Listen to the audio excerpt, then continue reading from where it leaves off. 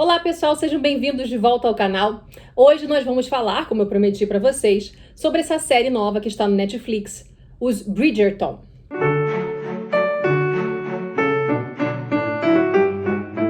Essa série ela é baseada nos livros de uma autora americana, ela não é inglesa, americana, chamada Julia Quinn.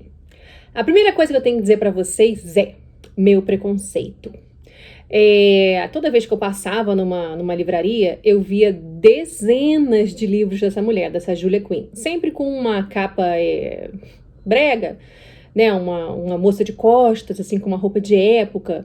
E sempre, assim, uns títulos, a mulher de fulano, tipo a mulher do duque. Ou então, a espera de um casamento. Sempre uns títulos assim.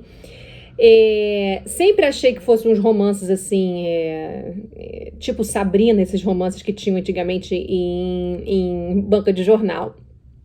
Mas isso, gente, não passa, sabe do quê? De inveja da minha parte. Por quê? Porque eu também escrevo romances de época e nunca vendi meus romances de época em grande escala, igual Julia Quinn vende os livros dela. Então isso daí não passa de inveja da minha parte, né? Então, o negócio é o seguinte, na verdade tô vendo ainda, que eu tô no capítulo do casamento, né? Assim, tô vendo e tô achando entretenimento gostoso de ver, tô achando legal, eu acho que vocês podem também se entreter e podem gostar. Resumindo então a história para quem ainda não viu ou não conhece e não tem problema nenhum com spoilers. Bom, nós temos duas famílias que moram muito próximas uma da outra, duas famílias aristocráticas, nós temos os Bridgerton e nós temos os Featherington, é o nome da outra família. Todo nome difícil, que são esses nomes britânicos. Bom, na família Bridgerton, o que nós temos são descendentes de viscondes, né? E o visconde, o pai morreu, então nós temos uma viúva que tem vários meninos e várias meninas. O menino mais velho dela, né, o rapaz mais velho dela, é quem herdou o título de visconde. Ele hoje é o visconde e hoje ele é o chefe da família porque ele é o homem mais velho da casa. Embora, né, a mãe ainda esteja viva, a viúva ainda esteja viva. Inclusive, algumas pessoas falaram comigo, nossa, Eneida, como esse garoto trata mal a mãe, trata mal as irmãs, né? Ele se acha, né? Mas é isso, ele é o homem da casa. E ele tenta fazer as coisas conforme o que ele acha melhor e nem sempre é o melhor. E é justamente isso, a irmã dele, a primeira menina mais velha, que é a Daphne, ela já está em idade de se casar e ela entra para o mercado, o comércio de casamento que se falava na época, né, o mercado de casamento, que é a season de casamento daquele ano de 1813.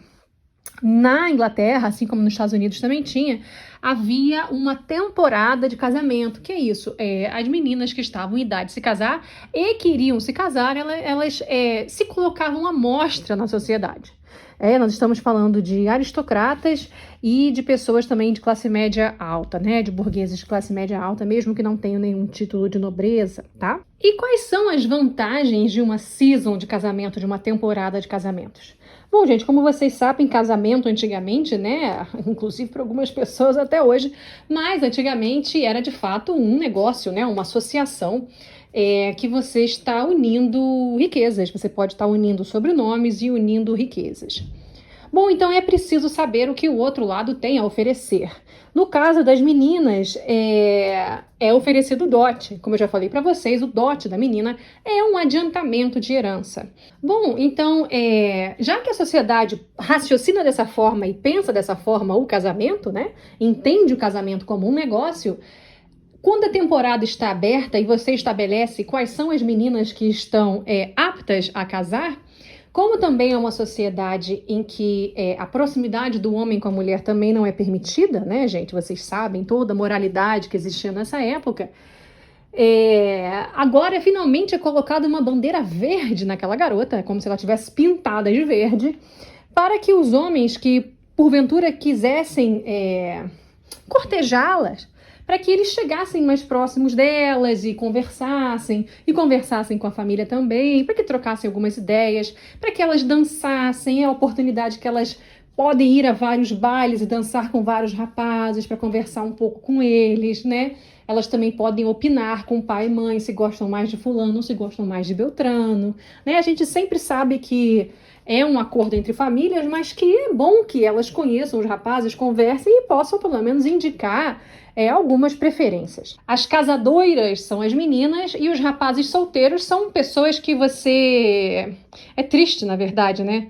Porque são pessoas que se aproximam da menina para conversar, eles também conversam com os parentes delas, né? Para poder... É um acordo de casamento, eles dizem que casa que ele vai herdar, que ele não vai herdar, que título que ele vai herdar, que ele não vai herdar, né? Para ver se o pai da moça também aceita que ela se una àquele cara, sim ou não. Né? Tem muitas conversações. Mas os rapazes podem ser que eles fiquem te cortejando, e no final eles não te peçam em casamento, né? Então as moças, elas estão pintadas de verde, mas, metaforicamente pintadas de verde, mas os rapazes não estão, eles estão solteiros e estão aí conversando, vendo qual é o dote maior, qual é a moça que ele acha mais bonita, mas pode ser que ele não se case nesse ano, não. Inclusive, muitos ficavam solteiros por muitos anos e ficavam aí, ano a ano, participando das temporadas de casamento, né? Por vezes eles diziam claramente que não, eu não estou em busca de mulher nenhuma, eu não estou participando da season. Não estou à procura de ninguém, mas bem que ficava trocando um lero-lero com as meninas. O problema da pobrezinha da Daphne é que o irmão mais velho dela não aceita nenhum pretendente, porque como ele conhece todos os caras ali da sociedade, todo mundo é conhecido dele ou amigo dele, ele acha que ninguém, porque ele como conhece profundamente, ele acha que ninguém é bom o bastante para a irmã dele. Então ele vai dificultando tanto a situação, embora ela seja bonita, e a rainha mesmo tenha dito que ela era uma das meninas mais bonitas, o diamante daquela temporada. Ela vai se dando mal com essa do irmão e acaba que só sobra um pretendente muito ruim para ela. Não financeiramente era um pretendente bom, mas era um cara feio, um cara que se achava o máximo, chato, e ela tá quase fadada a ficar com esse sujeito porque o irmão dificultou tanto a vida dela, querendo ajudar, que só atrapalhou. Havia também o Duque de Hastings. Quem é o Duque de Hastings? É um dos caras mais ricos ali daquela sociedade aristocrática, justamente porque ele é um duque. Ele também, há pouco tempo, acaba de herdar o título dele de Duque de Hastings, porque o pai dele, que era uma pessoa terrível, péssima, que tratou ele sempre mal, muito durante a infância, morreu há pouco tempo, então ele há pouco tempo que é o Duque de Hastings. E ele não quer se casar, foi inclusive uma promessa que ele fez ao pai dele, de que ele não se casaria nunca e não teria filhos nunca, que era para o pai morrer bem em desgraça, assim, sabendo que a linhagem dele estava morrendo ali junto com ele. Como ele não quer se casar, mas está querendo passar um tempo em Londres, justamente na temporada de casamentos, ele sabe, né, o Duque de Hastings sabe que se ele ficar frequentando a sociedade durante todos esses eventos, né, que estão acontecendo nessa temporada de casamento, piqueniques, festas, seja lá o que for, ele vai ser muito assediado pelas mães, porque as mães vão achar que ele está à procura de uma noiva e ele não está. E como essa menina, tudo que ela quer, a Daphne, né, Bridgerton, tudo que ela quer é fugir do maldito do pretendente que o irmão dela arranjou para ela, ela faz uma sociedade com o Duque de Hastings, que é o seguinte: a gente finge que um está comprometido com o outro, que a gente vai se casar ao final da temporada de casamento desse ano, porque assim nenhuma mãe te atrapalha, nenhuma mãe vai para cima de você, e esse cara que tá me enchendo a paciência, ele também vai embora. E eu vou ter a oportunidade de conhecer outros pretendentes, porque, como vocês bem sabem, né, gente, quando alguém coloca... No caso, não é uma aliança no dedo, mas hoje em dia no Brasil, por exemplo, quando um homem tem uma aliança no dedo ou uma mulher tem uma aliança no dedo, isso é uma chancela de que alguém gosta de você, alguém te quer, e aí você passa a ser bem visto aos olhos dos demais. Vocês sabem disso, né? Tem muita gente que fala, nossa, um homem com uma aliança no dedo atrai mulher. Infelizmente, né? Era para justamente dispersar a mulherada, mas parece que atrai.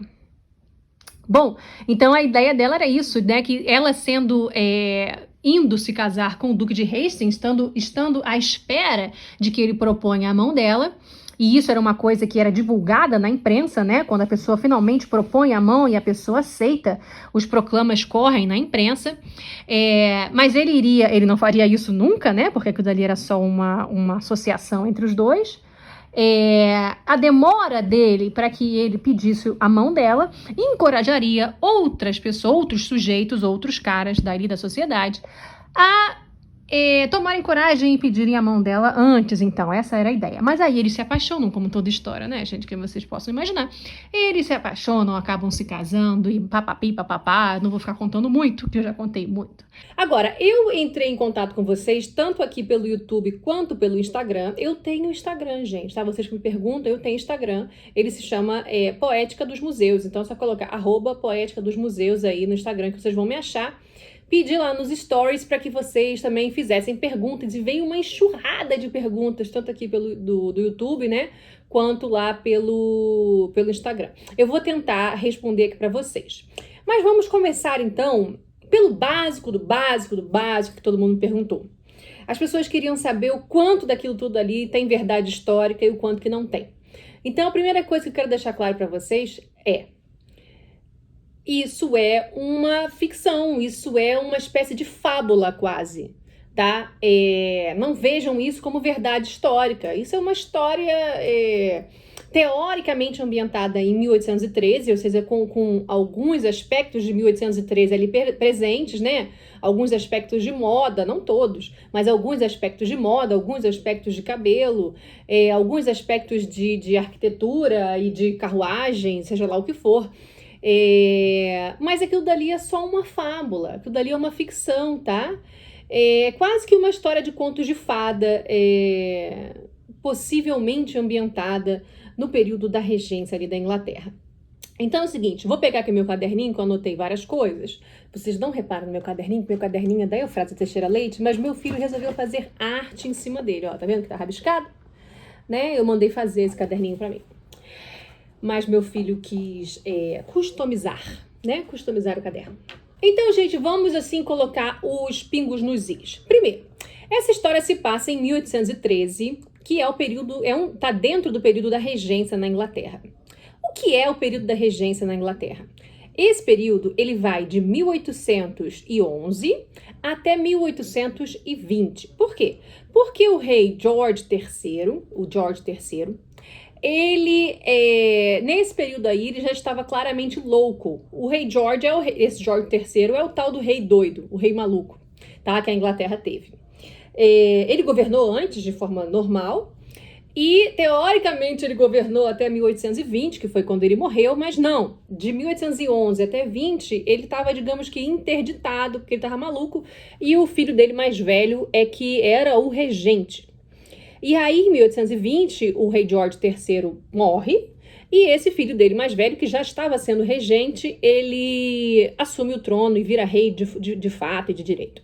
E aí, uma das coisas, então, que as pessoas me perguntam é sobre esse período da regência, se a moda está dentro do período da regência e tudo mais. Então, vamos só entender o que é esse período da regência. Vocês viram aí que a regência é estrita, né? É de 1811 até 1820, ou seja, 1813, que é quando se passa a história, tá lá dentro, tá ok? Mas se você quiser ver o período da regência de uma forma mais ampla, que às vezes alguns sites na internet falam, é o período da regência de uma forma mais abrangente. Como assim mais abrangente? É de uma forma mais ligada com a arquitetura neoclássica, com essas roupas, né, desse período que eu já falei para vocês como é que é aquela cintura império mais alta, né, e o vestido desce mais fluido para baixo, sem abrir muito a saia, e essas coisas como um todo, né, neoclássicas, o cabelo neoclássico, essa roupa também, com muitas influências francesas do período da Revolução Francesa.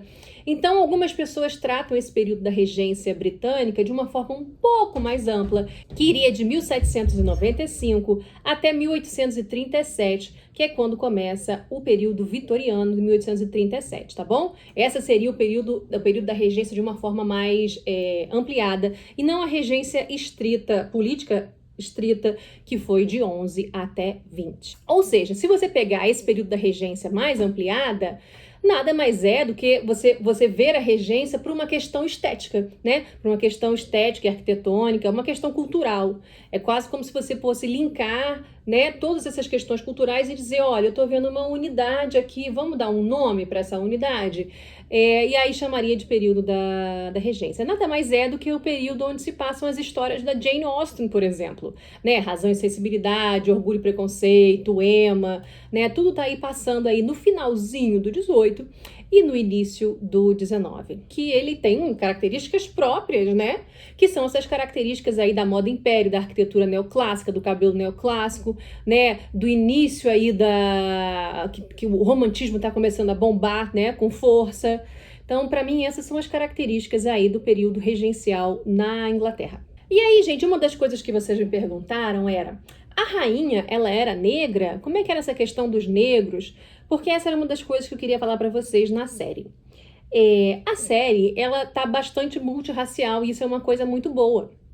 E como eu falei para vocês, não se apeguem muito nas questões históricas. Falei para vocês que isso aí é praticamente uma fábula, praticamente um conto de fadas, tá certo? Que ele tá ambientado aí, tá, em 1813.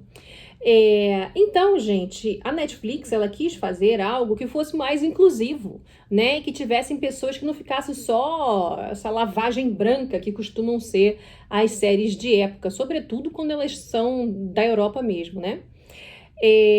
Então vocês viram uma rainha que ela era negra, vocês viram aí na série uma rainha negra, que é a esposa do George III, a rainha Carlota. E vocês viram que entre as damas da corte, existem várias mulheres negras também que são damas da corte, que estão sempre atrás dela.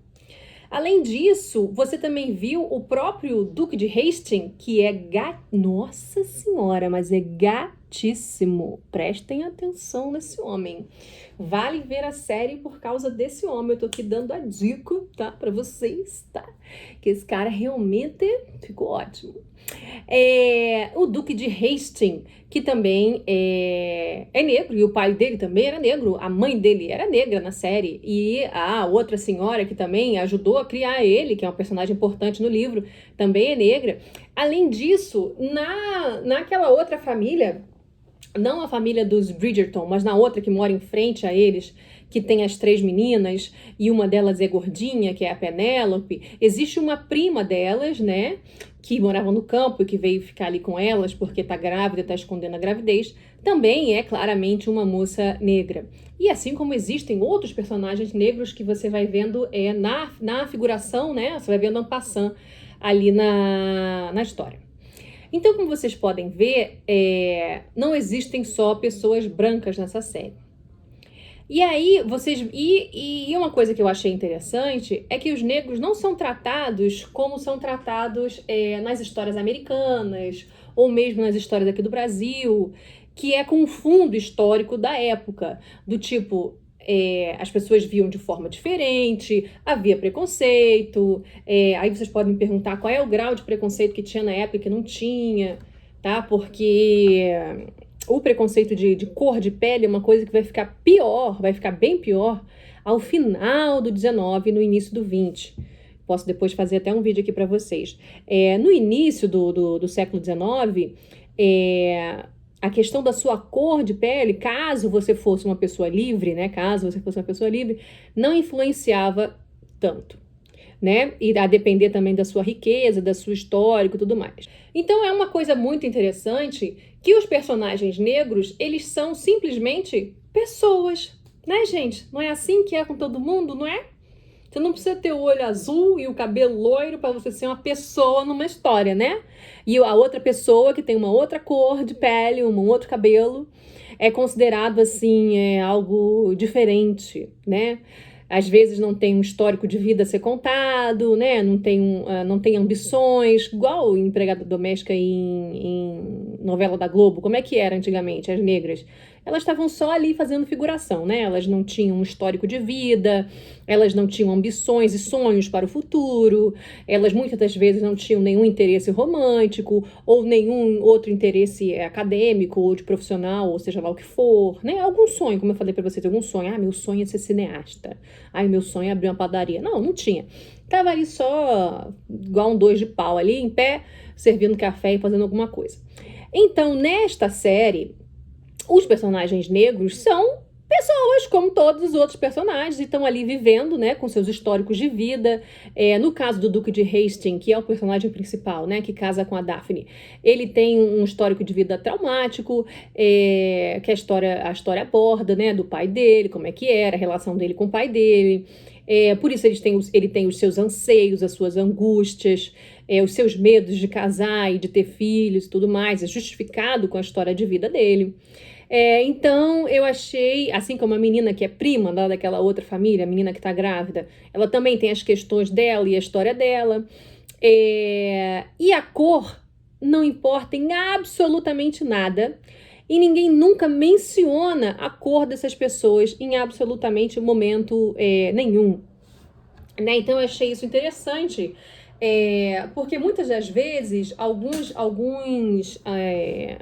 pessoas negras e às vezes, autores negros ou diretores negros, eles comentam que muitas das vezes um personagem negro é colocado numa história para falar sobre a negritude, né? Para falar de algum preconceito, para falar como a vida deles é mais difícil, no preconceito que eles sofrem, o que é verdade. Mas às vezes eles sentem a falta de simplesmente verem uma história, entendeu? Sem essa carga, né? Que é verdade, que existe, é verdade, mas que eles queriam simplesmente ver uma história em que pessoas negras habitassem essa história e vivessem, sei lá, em busca dos seus sonhos, passando os problemas normais, sem que a cor da pele fosse mencionada. Então, já que essa história, pelo menos que a Netflix fez, porque eu não li o livro, como eu falei pra vocês, eu sofro de preconceito em relação a esse tipo de livro. Então, eu não li o livro, eu realmente não sei se os personagens no livro também são negros. Vocês podem me dizer aí nos comentários se o Duque de Hastings no livro ele é negro, se a Rainha Carlota, se ela é negra. E se aquela prima da outra família também, a menina que tá grávida, se ela também é negra, eu não faço a menor ideia. Mas a Netflix quis fazer desta forma e eu achei muito interessante, sobretudo porque acharam esse cara, esse ator, que realmente vale a pena que você dê uma conferida. Vocês podem me perguntar, a Rainha Carlota, ela era negra? Porque na série ela é negra, na Netflix, né? Pelo menos na Netflix, não sei nos livros, mas na Netflix ela é negra. Gente, eu fui pesquisar, né, quem foi a esposa do Jorge III, e não, ela não era negra, né, não era. E era uma coisa até que eu achei bem óbvio que ela não conhecia nenhuma rainha negra na Inglaterra, e de fato ela não era. Ela vinha da Alemanha, inclusive, e se casou aí com Jorge III. Vou trazer até aqui algumas imagens para vocês verem. O que eu vi pesquisando na internet é que um ascendente dela, na verdade, uma ascendente dela bem posterior, mas assim, tipo 8 gerações atrás, tipo, bota aí 400 anos antes, ou 500 anos antes, que ela teria tido, ao fazer a árvore genealógica dela, uma pessoa que teria vindo da África, uma sua tataravó que teria vindo da África, que era negra. Mas isso, gente, é uma coisa que você vê aqui no Brasil, né? Vocês sabem que o processo de branqueamento que houve aqui no Brasil, na passagem do 19 e no início do século 20 também, era um processo que em 3 gerações você já clareia bastante a população, né? Vocês conhecem, inclusive, aquele quadro famoso que tem lá no Museu Nacional de Belas Artes, que é justamente falando sobre isso, sobre o branqueamento da população brasileira, que era, inclusive, uma política de Estado, né, gente? E aí você vê uma avó negra, você vê uma filha mulata já, ou seja, essa avó negra já teve um relacionamento com um homem branco, né? Então a filha dela é mulata, e você vê sentado aí na soleira da porta, você vê um homem branco que parece bastante um português, que tá casado aí com essa filha mulata dela, e o netinho dessa avó negra aí, que você tá vendo no colo aí da mãe, esse netinho, ele já é um menino branco. Então você vê aí que em 3 gerações você já conseguia, esse era o projeto que o Brasil tinha de branqueamento, né, gente? Que em 3 gerações você conseguiria clarear a população, essa era a intenção. Então, se você vê isso, né, que em 3 gerações você conseguiria clarear a população, imagina essa senhora, essa Carlota aí, que foi rainha da Inglaterra, em mais de 8 gerações, em mais de 400 anos, o quão branca que essa mulher era, tá certo? Tá? Só para vocês terem aí ciência. Então, primeira pergunta, a rainha, ela era negra? Não, ela não era. Mas ela teve algum ascendente negro? Teve. Parece que há muito tempo atrás, tá? Foi a informação que eu encontrei. E aí vocês me perguntam sobre roupa, né? O quão acurado é historicamente as roupas?